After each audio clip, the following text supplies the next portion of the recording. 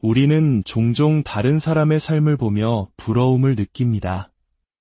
아, 나도 저런 인생을 살고 싶다 하고 생각해 본 적 다들 한 번쯤은 있으시죠? SNS를 열면 수많은 친구들에게 둘러싸여 항상 즐거운 시간을 보내는 사람들의 사진이 보입니다.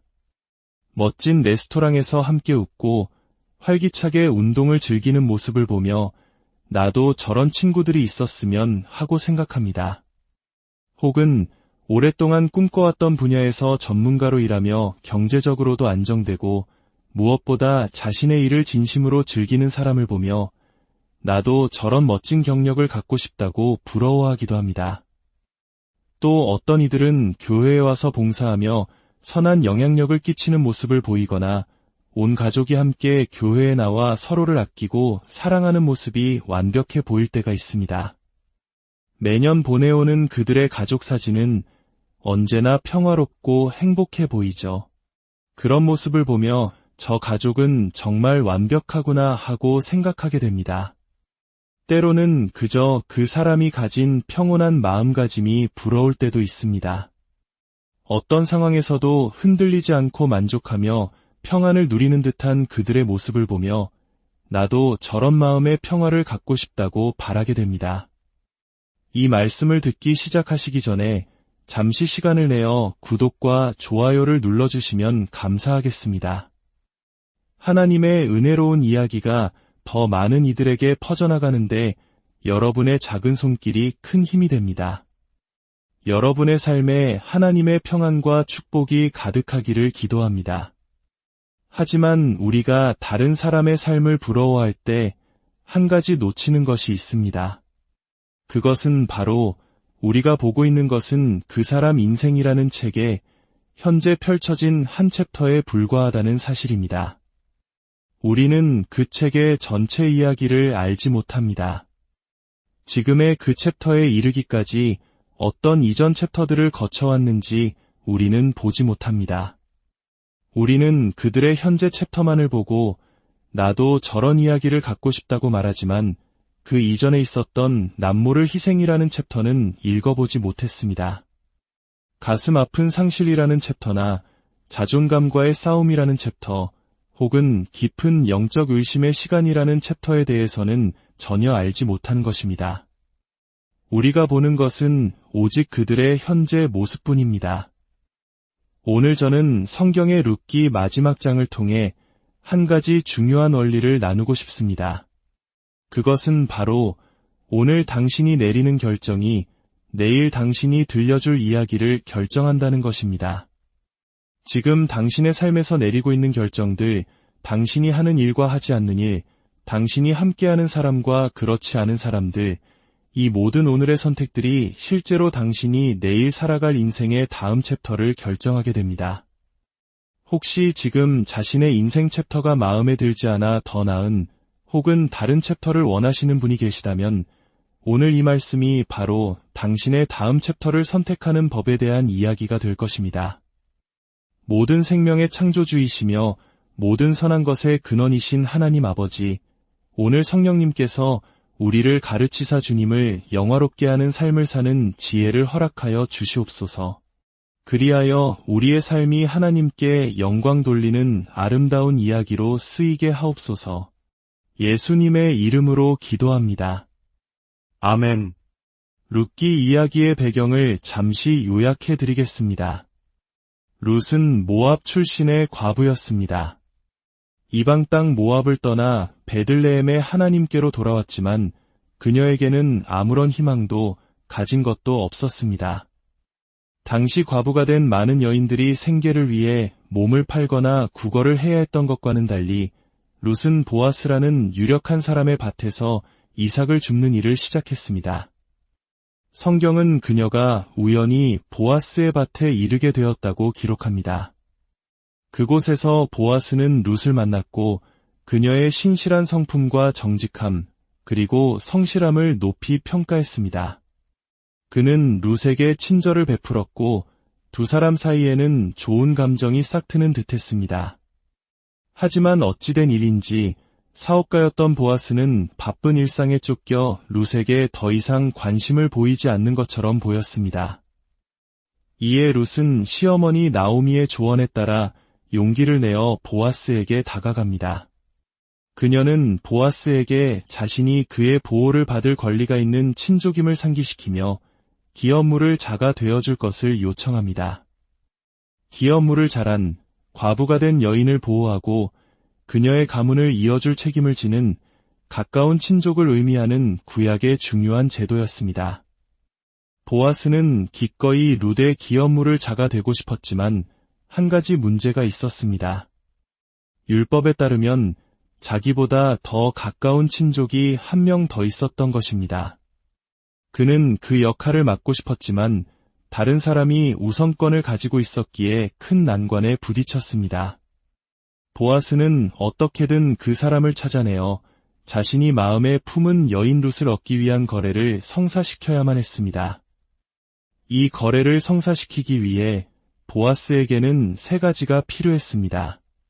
그리고 이 3가지는 바로 오늘 우리가 더 나은 인생의 챕터를 쓰기 위해 필요한 것들과 정확히 일치합니다.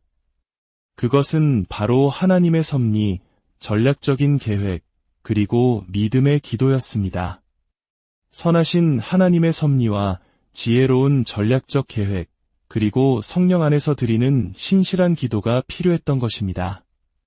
첫 번째, 하나님의 섭리에 대해 먼저 이야기해 보겠습니다.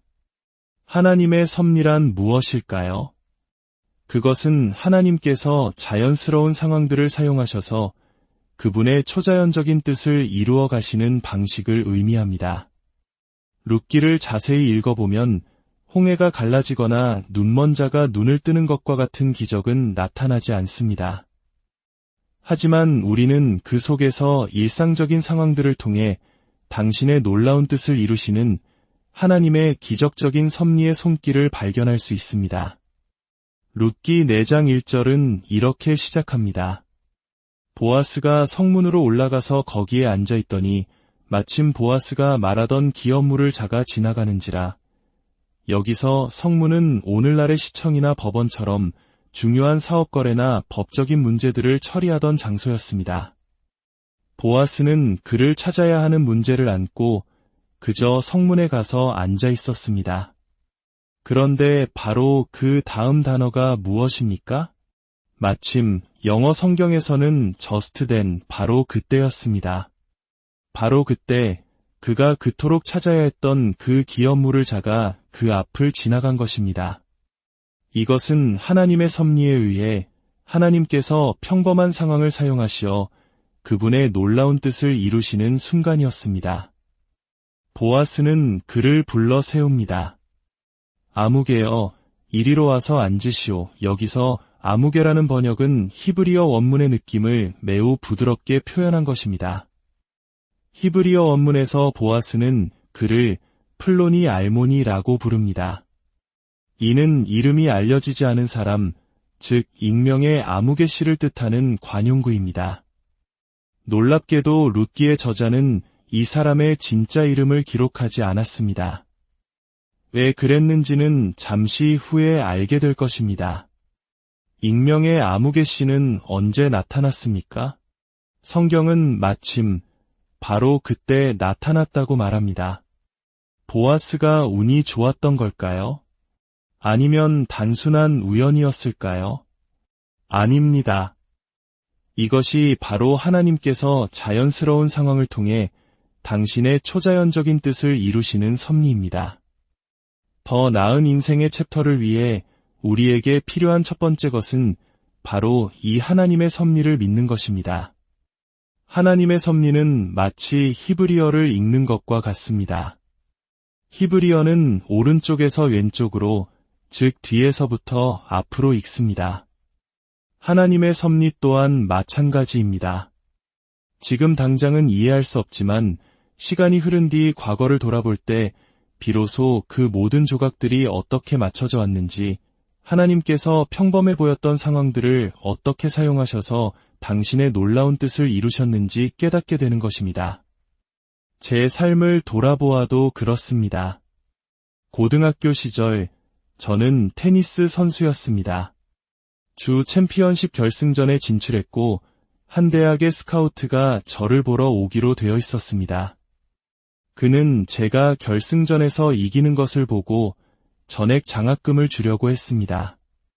하지만 불행히도 그는 시간을 착각하여 준결승전에 왔습니다. 저는 그 경기에서 손쉽게 이겼고 그는 제게 절반의 장학금만 제안하고는 떠나버렸습니다. 정작 중요한 결승전에서 저는 며칠 전 이겼던 상대에게 처참하게 패배했습니다. 저는 결국 그 절반의 장학금을 받고 대학에 갔고 그곳에서 세상의 즐거움에 빠져 방탕한 생활을 했습니다. 그러다 제가 속한 동아리에서 큰 문제가 터졌고 저는 동아리 회장으로서 상황을 수습하기 위해 궁여지책으로 성경 공부 모임을 시작했습니다. 마침 성경이 없던 제게 기드온 협회에서 나온 한 신사분이 무료로 작은 신약 성경을 건네주었습니다. 저는 마침 그 성경을 읽기 시작했고 에베소서 2장에서 행위가 아닌 오직 믿음으로 예수님의 은혜로 구원받는다는 말씀을 읽게 되었습니다. 저는 그 자리에서 눈물로 회개했고 예수님의 은혜로 새로운 피조물이 되었습니다. 그 후 저는 한동안 이성 교제를 멀리하며 신앙에 집중했습니다.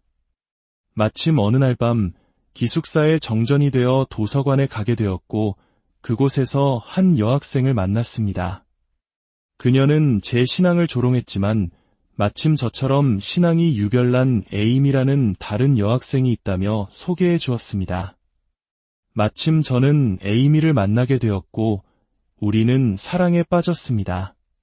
졸업 후 저는 더 좋은 직장을 포기하고 에이미 곁에 머물렀고 그것은 제 인생 최고의 결정 중 하나가 되었습니다. 마침 그 직장에서 누군가가 저를 시내의 한 성경 공부 모임으로 초대했고 그곳에서 저를 제자 사마 목회의 길로 이끌어준 멘토를 만나게 되었습니다. 지금 이 자리에 서서 제 삶을 뒤돌아보면 저는 이렇게 고백할 수밖에 없습니다. 하나님, 그때 그 스카우트가 시간을 착각하고 잘못 찾아오게 해주셔서 감사합니다. 하나님의 섭리는 과거를 돌아볼 때 가장 선명하게 보입니다. 루데 3도 마찬가지입니다. 4장에서 그녀는 큰 축복을 받지만 그 이전의 챕터들은 결코 순탄하지 않았습니다.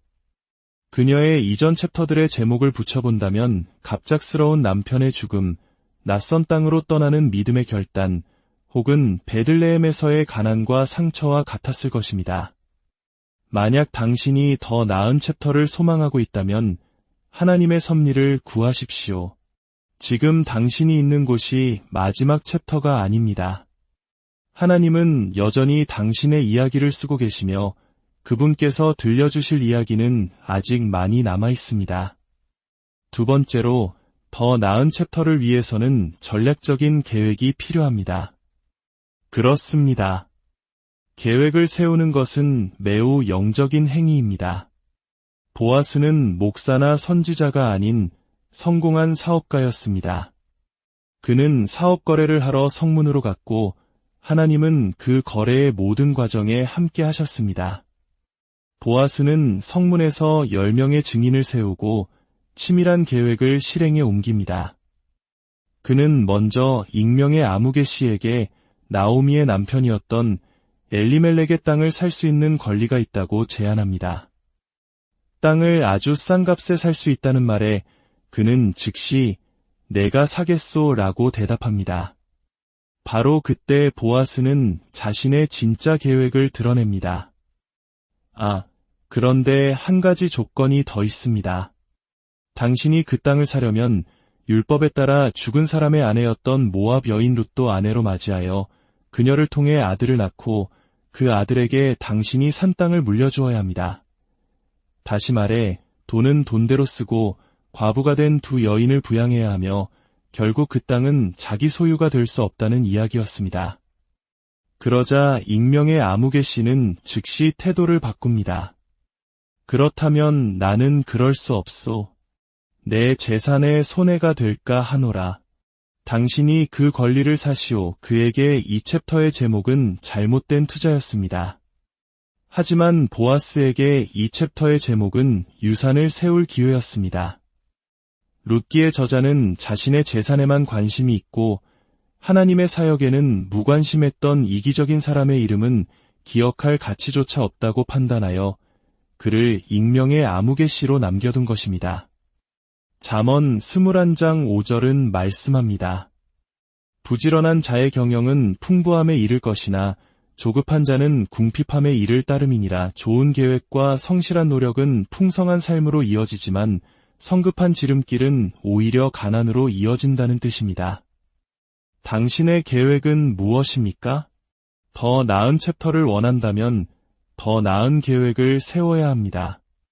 만약 부부관계에 어려움이 있다면 함께 상담을 받거나 신앙 공동체에 참여하여 관계 회복을 위한 계획을 세우십시오. 재정적으로 어렵다면 더 이상 빚을 늘리지 않고 체계적으로 갚아나갈 계획을 세우십시오. 건강을 위해 혹은 영적인 성장을 위해 구체적인 계획을 세우는 것은 하나님께서 기뻐하시는 지혜로운 일입니다. 오늘 당신이 내리는 결정이 바로 내일 출판될 당신 인생의 다음 챕터를 쓰고 있는 것입니다. 보아스는 자신의 계획대로 땅을 사고 룻을 아내로 맞이하여 기업 물을 자가 되었습니다. 그는 자신의 챕터와 룻의 챕터를 하나로 묶어 하나님의 더 위대한 챕터를 만들어갔습니다. 마지막으로 더 나은 챕터를 위해서는 믿음의 기도가 필요합니다. 룻기 전체를 살펴보면 곳곳에 기도가 스며들어 있음을 발견할 수 있습니다. 대부분은 아주 짧은 기도들입니다.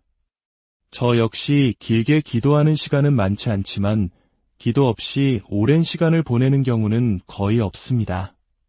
삶의 모든 순간 속에서 짧게라도 하나님과 대화하는 것, 그것이 룻기에 나타난 기도의 모습입니다. 나오미는 여호와께서 너희에게 남편을 주시기를 원하노라 기도했고, 룻은 내가 주를 떠나면 여호와께서 내게 벌을 내리시기를 원하나이다 기도했습니다.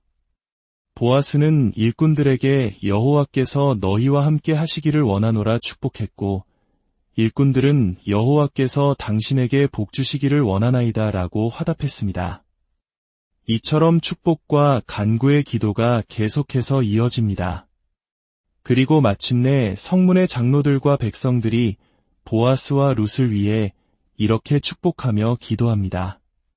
우리가 증인이 되노니 여호와께서 내 집에 들어가는 여인으로 이스라엘의 집을 세운 라헬과 레아 두 사람과 같게 하시고 내가 에브랏에서 유력하고 베들레헴에서 유명하게 하시기를 원하노라. 이방 여인 룻이 이스라엘 민족 전체의 어머니가 된 라헬과 레아처럼 되기를, 그리고 보아스가 그들이 사는 베들레헴에서 유명해지기를 축복하는 엄청난 기도였습니다. 그리고 우리는 베들레헴에서 태어난 가장 유명한 한 분을 알고 있습니다. 바로 예수 그리스도이십니다. 하나님의 섭리는 뒤를 돌아볼 때 가장 잘 이해된다고 말씀드렸습니다. 이제 예수님의 이야기를 뒤에서부터 거슬러 올라가 보겠습니다. 복음의 이야기는 하나님이 세상을, 바로 당신을 너무나 사랑하사 독생자 예수님을 보내주셨다는 것입니다. 죄 없으신 예수님께서 우리의 죄를 위해 십자가에서 죽으시고 사흘 만에 부활하심으로 누구든지 그 이름을 믿는 자는 구원을 얻게 된다는 것이 복음의 핵심입니다. 그러나 이 모든 일이 있기 전에 예수님은 기도하셨고 하나님의 전략적인 계획을 성취하고 계셨습니다. 하나님은 태초부터 우리를 구원할 계획을 가지고 계셨습니다. 그리고 시간을 거슬러 올라가 보면 예수님은 죄 없이 잉태되셨습니다. 어떻게 그것이 가능했을까요? 바로 동정녀 마리아를 통해서였습니다. 마태복음 1장에는 예수님의 족보가 나옵니다. 뒤에서부터 읽어볼까요? 마리아는 예수님을 낳았습니다. 마리아는 요셉과 약혼한 사이였고 요셉의 아버지는 야곱이었습니다. 족보를 계속 거슬러 올라가면 수많은 이름들이 나옵니다. 다윗 왕이 나오고 그의 아버지 이새가 나옵니다. 그리고 이새의 아버지는 오벳이라는 사람이었습니다. 그런데 그 오벳은 누구에게서 태어났을까요? 성경은 오벳이 바로 보아스와 루색에서 태어났다고 기록하고 있습니다. 과거를 돌아볼 때 우리는 선하신 하나님의 섭리와 능력, 그리고 그분의 위대한 계획을 보게 됩니다. 하나님은 좋은 챕터뿐만 아니라 어둡고 힘든 챕터 속에서도 내내 일하고 계셨습니다. 그 모든 순간을 통해 당신의 아들 예수 그리스도의 은혜와 영광을 향해 우리를 이끌고 계셨던 것입니다. 그러므로 당신이 지금 어떤 챕터에 있든지 하나님은 당신과 함께 계십니다. 그분은 여전히 일하고 계십니다. 당신의 다음 챕터를 위해 무엇이 필요합니까? 과거를 돌아볼 때 비로소 보이는 하나님의 섭리를 믿으십시오. 그리고 좋은 계획과 성실한 노력으로 지혜롭게 살아가십시오. 마지막으로 하나님을 의지하는 기도의 삶을 사십시오. 주님, 당신이 필요합니다. 제 걸음을 인도해 주소서. 라고 기도하며 믿음으로 나아가십시오. 이 모든 것이 함께할 때 하나님께서 당신의 영광스러운 다음 챕터를 써 내려가실 것입니다. 아버지 하나님, 오늘 우리의 삶 가운데 오직 주님만이 하실 수 있는 놀라운 일을 행하여 주시옵소서. 지금 이 순간 자신의 인생 챕터 중 어떤 부분이 달라지기를 간절히 바라는 이들이 있습니다. 더 나은 챕터를 위해 하나님을 믿고 의지하는 모든 이들 위해 함께하여 주시옵소서. 지금은 보이지 않을지라도 주님께서 바로 여기 우리와 함께 계심을 믿습니다. 이해할 수 없는 챕터 속에서도 주님을 신뢰하게 하시고 지혜로운 계획을 세우며 선한 청지기로 살아가게 하옵소서. 무엇보다 기도로 주님께 의지하게 하옵소서. 관계의 회복과 재정의 공급과 마음의 평안을 위해 기도합니다. 주님의 능력을 보게 하시고 주님의 임재를 경험하게 하여 주시옵소서. 하나님은 당신을 위한 계획을 가지고 계십니다. 그 계획은 단순히 이 땅에서 당신을 행복하게 만드는 것이 아니라 당신이 하나님을 알고 변화되며 영적인 평안을 누리고 하나님께서 주시는 풍성한 생명을 얻는 것입니다. 그 계획을 위해 하나님은 당신의 아들 예수님을 보내셨습니다.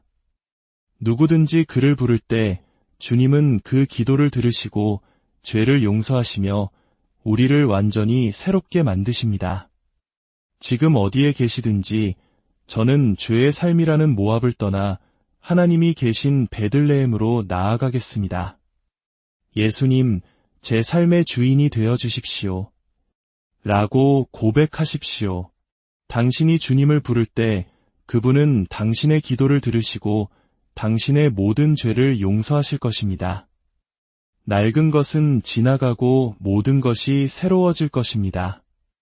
이 시간 예수님의 구원이 필요하신 분, 낡은 삶을 버리고 주님께 삶을 드리기 원하시는 분은 마음으로 함께 기도합시다. 하늘에 계신 아버지, 저의 모든 죄를 용서하여 주옵소서. 예수님, 저를 구원하여 주시고 완전히 새롭게 만들어 주옵소서. 성령으로 저를 채우사 주님을 더 깊이 알게 하시고 주님의 사랑 안에서 걷게 하시며 그 사랑을 세상에 전하게 하옵소서. 새로운 생명을 주심에 감사합니다. 저의 모든 것을 주님께 드립니다. 예수님의 이름으로 기도합니다. 아멘. 하나님의 선하심과 인자하심이 당신의 모든 길 위에 그리고 당신 인생의 모든 챕터 위에